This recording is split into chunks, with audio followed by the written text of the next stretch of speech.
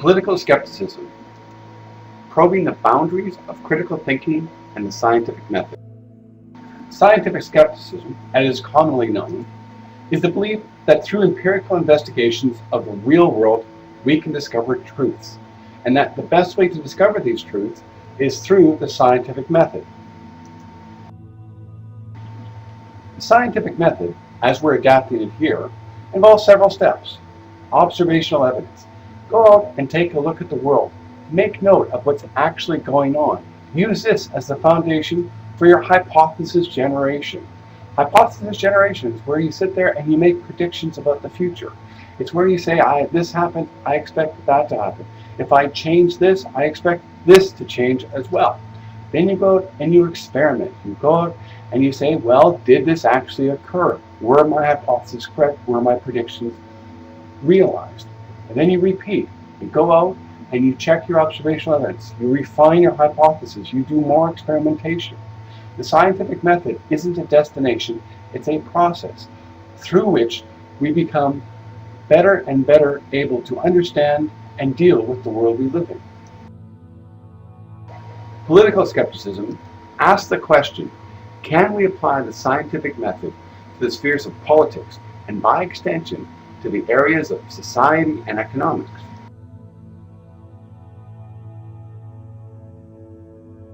The PoliSkeptic Method. Step 1. Collect evidence. Go out and see how the world really looks. Ask experts for data. Find out what others have written before you. Check statistics. Assess the evidence. In political skepticism, it can be much harder to determine what is good or bad evidence, but it can be done. Hypothesis building.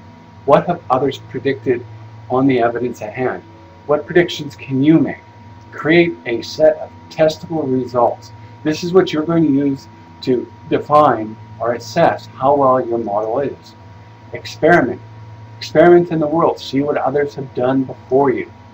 Critically think. Separate the policymaker from the policy. Create a series of solutions. There will often be more than one solution to a problem. You need to identify all the ones that will achieve the goals stated. And then public policy. Picking which solution is best for you. And repeat. There's not one solution for all time. You'll have to go back and start again to say, did this achieve what we want? Is it the best solution possible?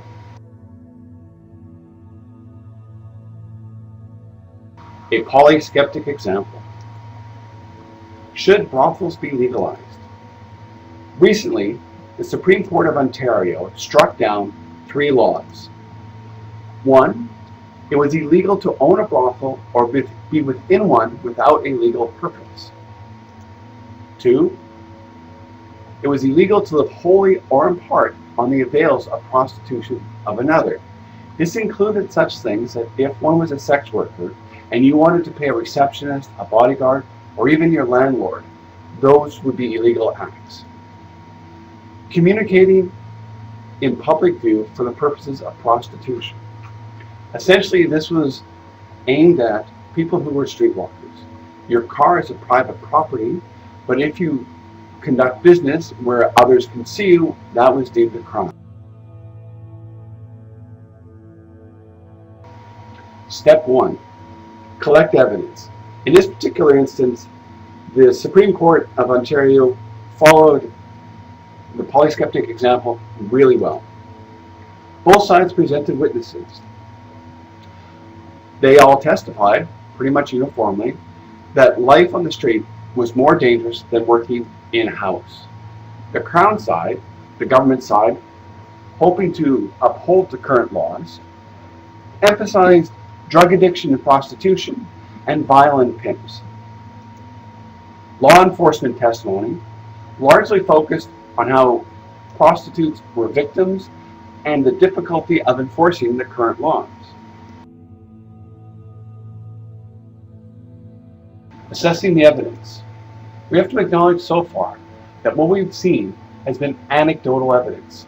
That is, people who are giving their own particular opinion. And although they may be primary sources, each one of them brings to the table their own particular biases and points of view. So we have to be careful when we listen to anecdotal evidence that there may be a certain amount that we have to disregard. Apples and oranges. This is where people are talking about different things and not about the question at hand. The question at hand is, should brothels be legal? The law enforcement agencies, for example, were complaining about how difficult the laws were to enforce. That doesn't actually matter in the case at hand. It may be difficult to fly, but that does not make flight wrong in itself. So we can look back at the evidence we saw, and we did find a consistent message. We did find something that seems to have filtered through the biases that you find in anecdotal evidence, because they all seem to agree that working indoors was safer than working on the street. Hypothesis building. Now, this is another area where we deviate slightly from the traditional scientific method. There have been a number of reports, studies, and working groups that have come up with their own hypothesis about how the world works and their own recommendations. These groups also add a certain amount of statistical and analytical data that was absent from our previous anecdotal evidence. So what evidence did they collect? Well, from these, we get the idea that working on the street is substantially more dangerous than working in-house. That the communication laws force workers into more risky environments.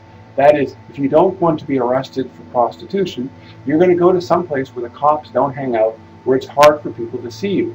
The side effect, of course, is this makes you more vulnerable for people who want to do violence to you, who want to rob you. They also noted that there existed a substantial number of underground brothels already.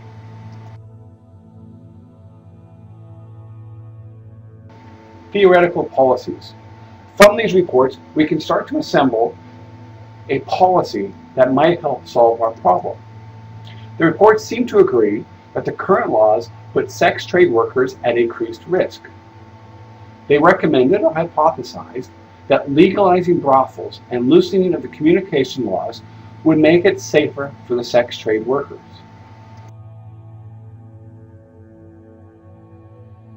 But as we said, to make this effective, we must have a certain set of predefined testable results. So what did we get from this? Well, if we struck down the laws, these reports hypothesized that you get a reduction of violence to sex trade workers. There'd be a reduction of sexually transmitted disease, and there would be a delinking of organized crime and prostitution.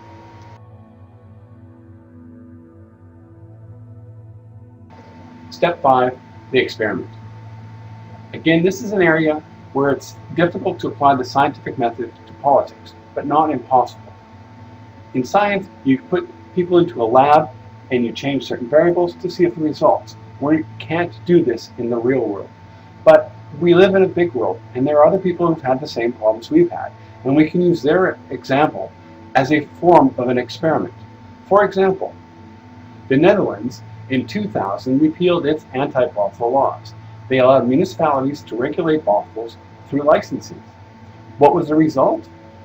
A number of studies that the Dutch government has done has shown a dramatic reduction in violence and sexually transmitted diseases among brothel workers. And as a kind of control group, they noted that 90% of the sex trade violence was reported by non-brothel workers. They also noted a significant reduction in organized crime in the industry.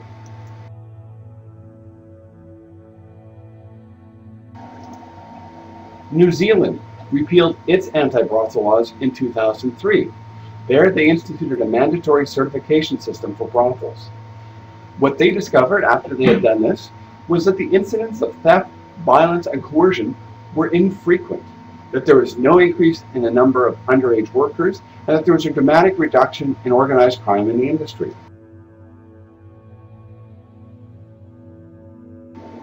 Critical thinking. We spent a lot of time looking at the world. Now we need to look at ourselves as policymakers.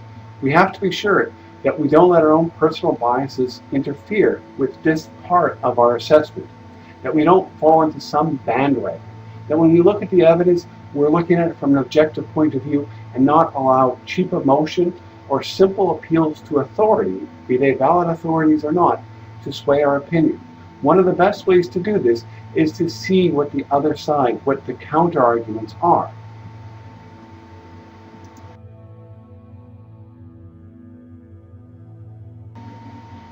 For example, Sweden enacted an act to protect women.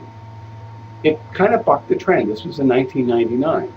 There they regarded prostitution as an aspect of male violence against women and children. And they worried that trafficking in human beings for sexual purposes would be promoted by the institution of prostitution.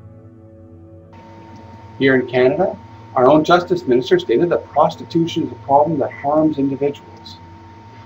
His parliamentary secretary said there's a lot of victims in the industry and we need to protect them. So what did we get from all that? Well, it seemed like the critics were strawmanning. They were arguing against prostitution, which is a valid argument, but not in this particular case. The case at hand, the policy we're trying to define, is should brothels be legal? We've already made the decision as a society that prostitution is legal, and some people may want to revisit that, but that's not the question at hand. What the evidence supports is to repeal these laws.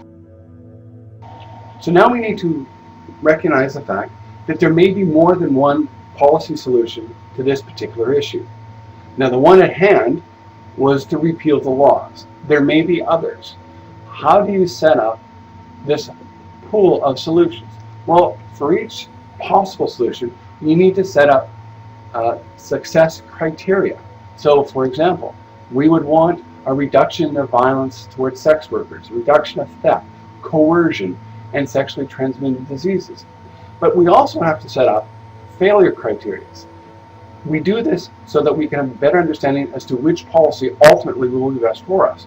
So for example, even if we achieved the success we mentioned just a minute ago, we would consider the policy to be a failure if it also increased the number of underage workers, or it actually increased a lot in human trafficking for the purposes of sex.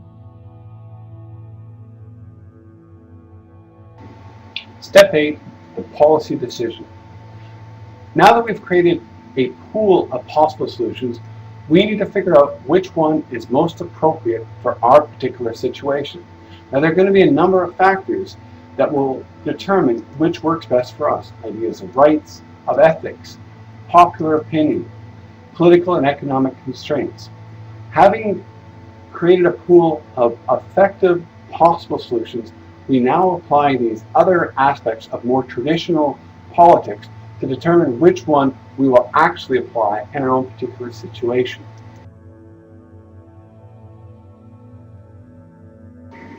But now that you've had your solution, you've picked one, you need to now repeat. You need to go back and see, did you actually get the success criteria and avoid the failure criteria you've set up in the past? We've struck down one law, but perhaps we need to replace it with something else, like licensing, or maybe repealing was good enough. Seldom is there a perfect solution, and rarely is it an eternal solution. Let's review the PoliSkeptic method. Step 1, collect evidence. Step 2, assess that evidence. Bad evidence will lead to bad decision making. You need to make sure that you have accurate and objective evidence to develop your hypothesis.